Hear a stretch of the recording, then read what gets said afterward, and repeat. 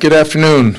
Getting on the practice field here in the next few minutes, beginning our on-field prep for going to be a challenge. Pittsburgh Steelers. You see the identity of their team all over the tape, and going to be a heck of a challenge. Like I said, nobody I respect more than Mike Tomlin and what he's been able to build there, and the toughness and the way that team plays 60 minutes every single week. We got to be ready to go. So looking forward to getting on the grass with our guys. Let's see. I want to congratulate Isaiah on not only the NFC Defensive Player of the Week, but the Nickelodeon Player of the Week as well. So for some of you guys who have been here before, you know that means there should be some slime out on the practice field today. We'll see if I can avoid it. But yeah, so that's where we're at. Just giving you guys an update. Ryan Kelly and Justin School will be full participants today.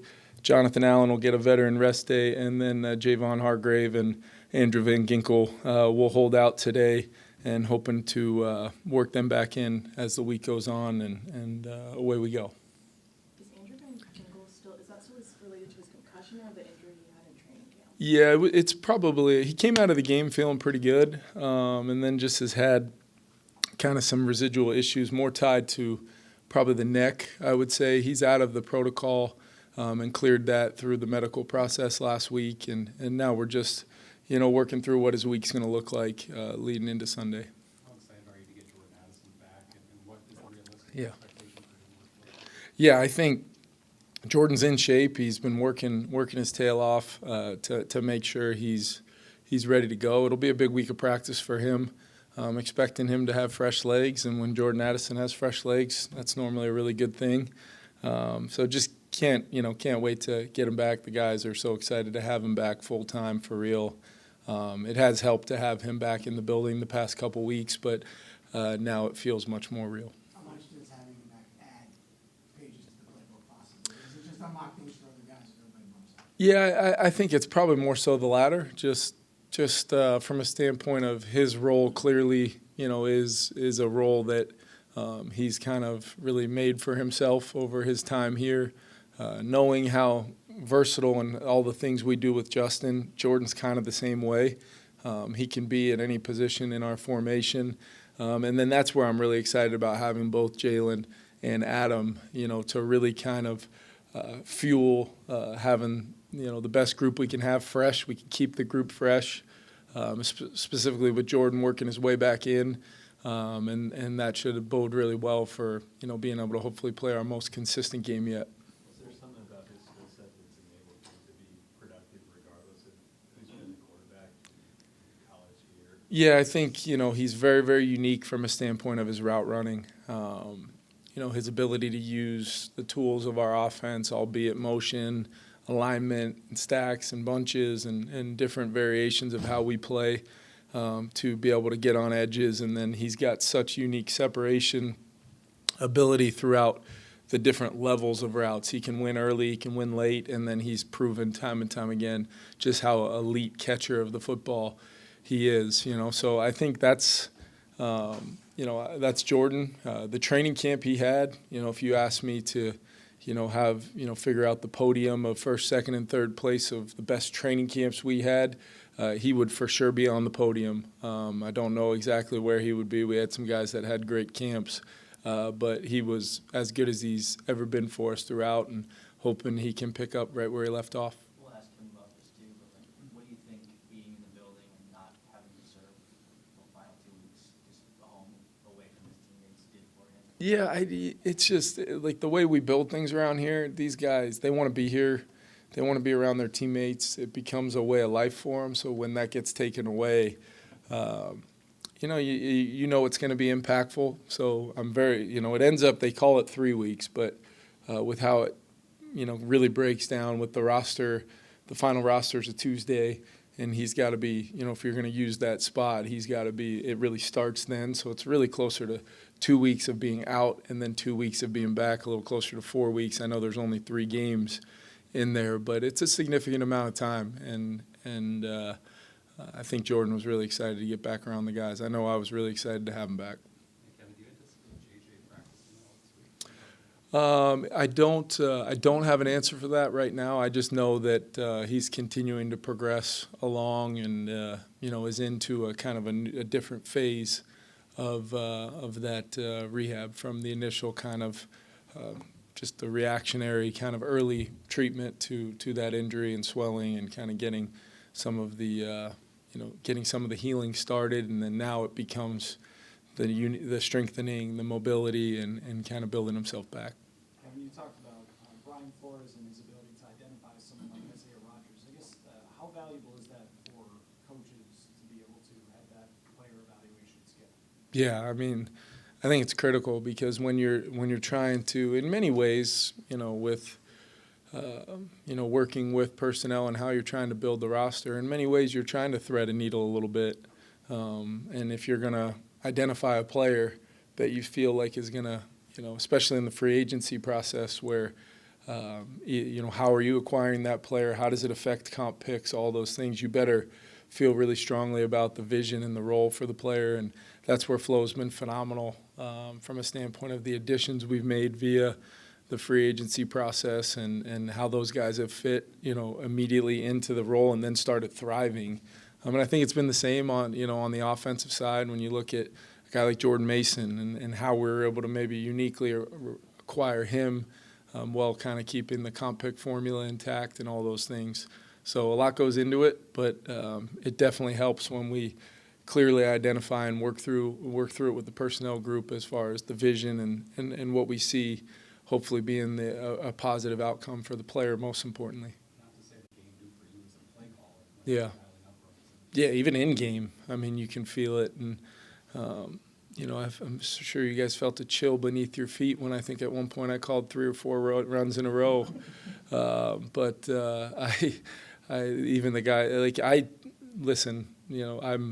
have really enjoyed how we've attacked people over the years here, and tried to make the best parts of our offense and the best way to attack people based upon our skill sets. I've enjoyed that side of it, and I'm absolutely loving the idea of forming the identity that best fits this team, and that's my job. It starts with that, of making sure we're doing the things that we need to do for these guys to have success, and to try to make the best situation we possibly can for our players, and play calls have a ton to do with that. Kevin, did the teams have any input or say on the playing surface? Or is that just an NFL thing and you show up and you see the field for the first time? Well, we'll get to see it on Saturday. We'll go over there for our walkthrough on Saturday. But yeah, I think with the experience the league has now at so many different venues, we've been to Tottenham twice for next week, so we know exactly, kind of what that. And it's been a new surface both times, I believe, that we've played on there. As far as this weekend, I know grass field, that's always a great starting point, and then I'm sure the league's done their due diligence from a standpoint of making it the best surface that they can make it. So that's we'll prepare accordingly, make sure we've got all the right equipment and cleats and the different variations to handle whatever the surface is like on Sunday. Have they gotten better in London over the years? Because there was a time where it was just kind of horrible. I know they replaced it. I don't know exactly when. I know they replaced it, I think, going into our game or going into the sequence of games last year, because remember, that's a artificial synthetic turf that's underneath the really nice putting green level field that normally is over the top of that. So I know our players felt like they could feel the difference between 2022 and last year. All the planning that goes into this trip from within the building, just how much does that make your job easier? Yeah, I mean, if this was, make sure I'm, booking travel and bringing the orange slices after the game, if it was all those things, I would not be this confident in our ability to go handle these trips. But we've got unbelievable people at every layer of that go into the planning, the execution of said plan. And then I think the best thing that we have here is a bunch of folks that, regardless of what the plans might have been, we're going to figure it out. There's going to be some adversity totally outside of our control somewhere. That's kind of the unique parts of these trips that you learn having done this now This will be our third time and our first time doing it the way we'll do it back to back. We plan, we think about things as from always the player's perspective first and what will help them feel their best mentally, physically, and then how do we make sure we do the things football-wise to pair with that so that by the time we get to either one of these games, they feel like they could be at their best. Last two. Kevin? What do you think another game for Carson can do just for your offense, the familiarity, just the group?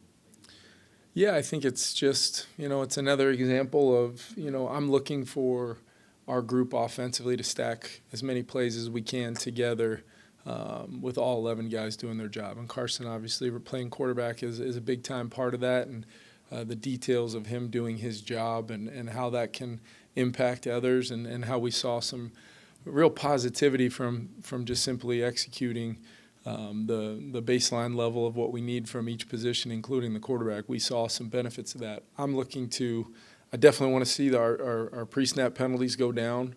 I think, there was countless times the other day where even though we were playing well, we self-inflicted some things to longer down and distances, longer third downs because of some things happening either pre-snap that can't happen or even post-snap at times, maybe tied to fundamentals and technique and all that. So we're looking for all of it. We're looking to just constantly chase improvement with all of it. And what have you seen from Ramsey out of the Pittsburgh defense? Say that again? What is Jalen Ramsey out of the Pittsburgh defense? I know Jalen very well. I've been a part of teams with him before, coaching in LA. He's just so impactful. He's got the versatility to do so many jobs within a defense. He's always around the football. And when he is around the football, he's got pretty elite athleticism, ball skills, and football intelligence to just consistently be a problem. He's a guy, we got to know where he is. He plays different roles within their defense depending on what type of personnel that they're playing on that snap. So we've got to know. They've got a few of those guys, whether it's on their front with TJ and the rest of the group that they have that are all impactful, Hayward and Herbig, and then I think they've got really good linebackers, and it seems to be they're getting healthy as well in the secondary. So it's going to be a challenge for sure. Matt, last one. Just wanted to ask about Ty Felton and Yep. how he's embraced the role that you've seen on special teams and just how that can help him develop. Yeah, first and foremost, I loved how he's attacked it. He's truly been one of the more dynamic players, specifically at that gunner position in football, I think. And that comes down to what is that rep in a lot of ways. I've tried to get him to look at it as he's a receiver beating press coverage. So every time he takes that rep, hopefully it's having a down-the-line impact on him playing wide receiver as well. And we've kind of already seen that show up, whether it's on the practice field or in his one catch that did not get the first down last week, even though he signaled first down. That was a good learning moment for him. Always see the sticks, but no, I couldn't be more happy with where he's at, and we just happen to have at this point 4 guys we consider starters in the room, and then him and Miles are really serving huge roles, but not directly related to offensive football now. But their time is certainly coming, and they just got to keep working behind the scenes to be ready to go. Thanks, everyone. Glad you asked, man. Glad we gave you that one.